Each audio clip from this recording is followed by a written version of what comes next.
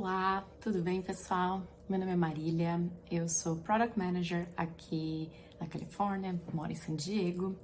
Trabalho com a área de tecnologia fazem 6 anos e nesse vídeo eu vou contar um pouquinho como eu comecei nessa área de tecnologia sem ser uma pessoa com um background, com uma formação técnica e como eu entrei nessa área de tecnologia nos Estados Unidos, como foi a minha experiência. A gente vai cobrir 6 tópicos. Um é sobre os skills necessários para você começar. Segundo, como você se expor e colocar que você está disponível no mercado. Terceiro, é sobre como fazer o seu resumê para você poder se candidatar a vagas. E depois eu vou falar um pouquinho sobre mim, sobre onde eu trabalho, como eu entrei e sobre algumas profissões que estão disponíveis. Então, primeiro tópico, sobre skills. O que eu quero dizer com skills? Skills são as habilidades que você tem. Skills podem ser conhecimento que você adquiriu ao longo do tempo através de cursos, através de formações, ou pode ser simplesmente coisas que você naturalmente é bom em fazer. A gente tem muito o costume de achar que para você saber fazer alguma coisa, você precisa ter um curso, você precisa ter um treinamento específico. E nem sempre isso é verdade. Vou contar um pouquinho sobre o meu exemplo. Eu, como sou formada em administração, sempre achei que para trabalhar com tecnologia eu precisava de muita experiência, muito conhecimento técnico. Mas eu não achei que, na verdade, toda a experiência que eu tinha sobre processo de negócio, sobre análise de negócio, entender como funcionam as empresas, poderia sim ser muito utilizada para fazer o que eu faço hoje, que tem muito mais a ver com entender a necessidade de negócio de usuários do que realmente a parte técnica. Então, a primeira coisa que eu faria é você colocar no papel quais são as habilidades que você já tem. O que você gosta, o que você sabe bem, quais são as áreas que você já conhece alguma coisa e quais são as áreas que você quer melhorar. Essas skills podem ser skills técnicos, como eu gostaria de aprender sobre certa metodologia, sobre certa linguagem de programação, ou pode ser skills pessoais. Por exemplo, eu gostaria de ser melhor em falar em público. Eu gostaria de ser melhor em escrever, gostaria de fazer textos mais claros. Principalmente colocando no papel, você tem uma noção para onde você tem que ir, né? E para buscar se aperfeiçoar nessas skills que você tem que desenvolver. Então, falando um pouco sobre desenvolvimento. Existem muitas oportunidades para você aperfeiçoar esses skills que não envolvem necessariamente cursos extensos, certificações extensas, graduações. Existem, como vocês já devem saber muito bem, muitos recursos disponíveis de graça, online, como os cursos da Code Academy, Coursera, Udemy, que ensinam desde programação até a questão de experiência de usuários, Experience Design, que é uma área que está crescendo bastante. Então, primeiro busca entender quais são as áreas que você tem interesse em conhecer, skills que você gostaria de aperfeiçoar, e entra no Google e começa a procurar sobre cursos sobre isso. Por exemplo, a Code Academy é focada muito mais na questão técnica, então existem vários cursos de linguagens de programação que são super úteis, principalmente para aqueles que querem voltar para essa área um pouco mais técnica. Você pode começar, por exemplo, aprendendo SQL, Python, alguma linguagem simples que te dá um pouquinho de conhecimento de como funciona a programação, como funciona escrever código. E outro lado, você pode fazer um curso de desenvolvimento pessoal, por exemplo. Eu gostaria de melhorar a minha comunicação verbal. Então, eu posso, de repente, entrar num City College e fazer um curso de English para pronunciation, para speaking, conversation e aperfeiçoar esse lado. Então, vai atrás, existem muitos recursos e eu vou deixar uma lista aqui de alguns que eu conheço. Segundo ponto importante, que eu comentei que eu ia falar hoje. Você no mundo. Como que você se apresenta para o mundo dizendo que você está disponível?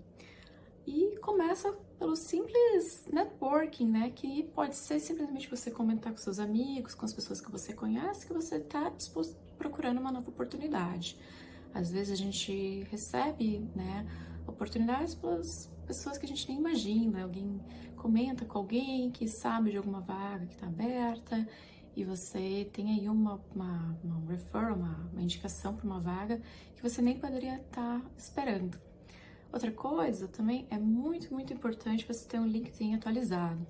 O LinkedIn é muito forte nos Estados Unidos, as pessoas usam muito para colocarem lá seu perfil social voltado ao trabalho, para colocar suas experiências, para divulgar também artigos, blogs, conteúdos voltados ao mercado de trabalho, a profissões, a carreira, desenvolvimento. Então, tenta atualizar teu LinkedIn, deixa ele bem ativo, entra lá para ver o que está acontecendo, procura vagas que tem a ver com o que você gosta, vê o que as pessoas que trabalham com isso têm de formação, têm de experiência, sobre o que elas estão comentando, leia bastante sobre aquela área, começa a se atualizar começando por lá. E falando de você no mundo, o terceiro ponto importante é você ter um resumê atualizado e manter ele atualizado. Diferente do Brasil, quando você está aplicando para uma vaga aqui, você não faz um currículo e manda aquele mesmo currículo para todas as oportunidades. Não, você faz um resumê, que é um pouco diferente, e você atualiza esse resumê para cada vaga que você aplica. Como é que funciona isso, então? Primeiro que o resumê, ele tem que ser estruturado de uma forma que ele mostra os seus resultados e não as suas tarefas. No Brasil, a gente tende a estruturar o resumê de uma forma, o currículo de uma forma que a gente fala das experiências e atividades que a gente fazia. Como, por exemplo, trabalhava, por exemplo, de secretária. Então, eu listo que eu atendia telefonemas, que eu era responsável pela agenda, que eu me preocupava com o escritório estar arrumado. No resumê, você vai mudar isso um pouco. Em vez de você listar atividades, você vai listar resultados. Como, por exemplo, no caso da secretária, você pode dizer: eu era responsável por organizar um escritório com 10 pessoas e otimizar a agenda de executivos. Você pode colocar, por exemplo, se isso for verdade, claro, né, que a otimização da agenda reduziu o tempo gasto em planejar meetings em 1 hora por dia. Então, são coisas que você fez que fizeram um impacto positivo na empresa, ou para as pessoas que você trabalhava, ou para os clientes que você trabalhava, você tinha relações. Então, pensa um pouquinho mais em quais as coisas que você fez que tiveram um impacto positivo na hora de listar suas experiências e foca nisso e não necessariamente nas atividades. Outro ponto importante, como comentei, é cada vaga exige que você atualize seu resumê. Se você está aplicando para uma vaga e existem lá menções de quais são as tarefas, quais são as expectativas, você tem que revisar seu resumê e ver se ele cita essas tarefas, cita essas expectativas, cita palavras que tenham relacionadas à vaga que você está aplicando. Senão, o que pode acontecer é que você pode ser muito qualificado para aquela vaga, mas as palavras não estão batendo, as coisas não estão fechando e o sistema vai ler seu resumê e não vai dar um match, né? Muitas vezes esse match é feito automaticamente. Eles leem seu resumê de forma robotizada, o sistema lê seu resumê, procura por palavras que batem com a descrição da vaga. Se elas batem, dá uma compatibilidade. Se não batem, você pode estar fora e pode estar perdendo uma grande oportunidade. Então, para cada vaga, avalia teu resumê, reescreve se for necessário, faz a customização dele para ver se ele fecha com o que você está procurando. Então, falando um pouquinho mais sobre mim, onde eu trabalho e como eu comecei. Eu trabalho hoje em dia numa empresa de tecnologia, uma empresa de consultoria global, e eu entrei por referral, por indicação, porque é muito importante isso, né? Você consegue muitas vezes uma oportunidade por simplesmente estar falando com as pessoas que você está disponível. E eu não entrei fazendo exatamente o que eu já fazia no Brasil. Eu tinha um pouco de experiência, tinha 2 anos de experiência trabalhando nessa área, mas eu já tinha um cargo um pouco mais sênior. E eu entrei aqui começando, sim, com um cargo um pouco mais júnior do que eu tinha no Brasil. E isso foi para mim, pessoalmente, a melhor decisão que eu pude fazer. Porque por mais que você tenha experiência na sua área, quando você começa no mercado de trabalho aqui, você vai sim ver muitas diferenças no jeito de trabalhar, na cultura, na comunicação.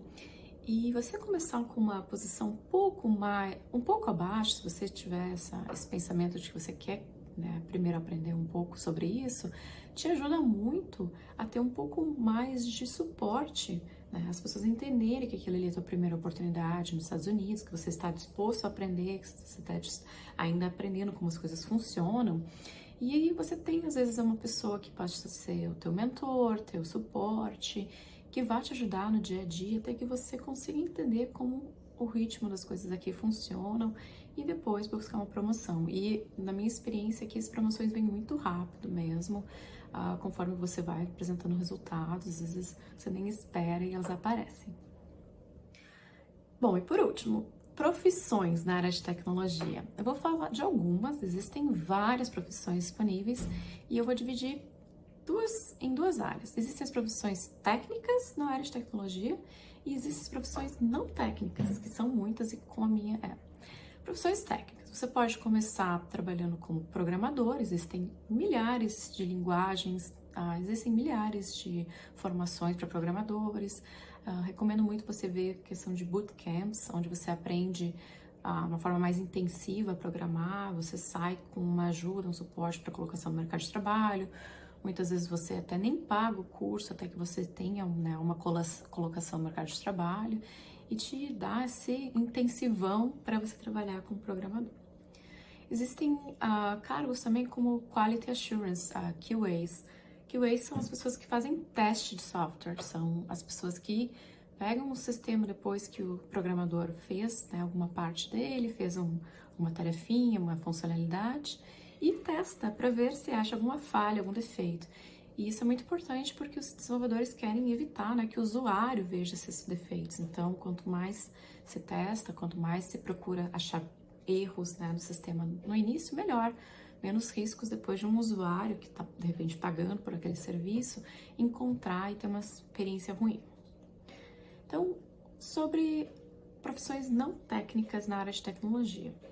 Existem diversas profissões, existem algumas que eu acho que são muito bacanas para quem está começando, como Customer Support, Analista de Negócio e Project Manager. Vamos falar dessas três um pouquinho. O que é Customer Support? Customer Support é a pessoa que ajuda, né, clientes, usuários, com problemas que eles estão tendo, ou seja, o cliente está com um problema em acessar o sistema, em resolver alguma tarefa, em fazer alguma atividade no sistema, e o Customer Support é a pessoa que vai lá e ajuda aquela pessoa a resolver aquele problema. Então, requer bastante atenção ao cliente, bastante conversa, comunicação, para tentar resolver o problema dele da melhor forma possível. A segunda cargo, foi o cargo que eu comecei, inclusive, é analista de negócios. É uma tarefinha bem bacana para quem gosta muito de entender como as coisas funcionam. Analista de negócio é a pessoa que entende como funcionam processos de negócios para que aquilo lá fique claro para as pessoas que vão desenvolver o sistema entenderem também como as coisas funcionam. Então, o que o analista de negócio faz no dia a dia? Ele fala com várias pessoas envolvidas, né, num processo, alguma questão que acontece numa empresa, para entender exatamente como é esse processo que eles fazem. Vamos dar um exemplo aqui. Vamos dizer que eu estou criando um sistema de call center, né, que as pessoas têm que trabalhar atendendo o telefone e ajudando o cliente. Então, o analista de negócio, ele vai geralmente falar com essas pessoas que hoje em dia trabalham no call center, com os gerentes dela, vão falar com as pessoas envolvidas com a parte de sales e marketing, para entender como funciona as operações hoje em dia do sistema, como eles usam o sistema, quais são as necessidades que eles têm, quais são os problemas que eles enfrentam hoje, para tentar desenvolver um sistema que seja melhor do que eles têm hoje, né? Então, essa pessoa vai documentar algumas coisas, vai trabalhar bastante, né, conversando com as pessoas e tendo assim uma visão clara de como as coisas funcionam para depois fazerem o trabalho junto geralmente com o Product Manager e pessoas técnicas para entender como fazer esse sistema funcionar, o próximo sistema funcionar. O terceiro que eu comentei são Project Managers, gerentes de projetos, né, em português, são as pessoas responsáveis por garantir que o projeto seja entregue da forma como foi combinado. Então, ele trabalha geralmente sendo suporte do time, mas também trabalhando muito próximo das pessoas que são externas para comunicar como o projeto está andando, para ajudar o time a resolver problemas que eles estão enfrentando, desbloquear, que a gente fala aqui, né, para ajudar a resolver problemas que estão deixando o time parado ou com dificuldade de continuar avançando, podem ser coisas milhares, né, que acontecem, são normais, né? Às vezes você precisa de alguém que resolva uma coisa aqui ou resolva outra coisa lá. Então ele trabalha muito com essa comunicação para tentar fazer as coisas fluírem e o projeto andar conforme tinha sido combinado. Então é isso, gente. Queria fazer essa breve introdução sobre o mundo de tecnologia, falar um pouco sobre como é o mercado de trabalho aqui, como eu comecei nessa área de tecnologia. Eu ainda vou continuar fazendo outros vídeos, mas espero que vocês tenham gostado e deixe aqui nos comentários o que seria interessante eu falar também. Obrigada!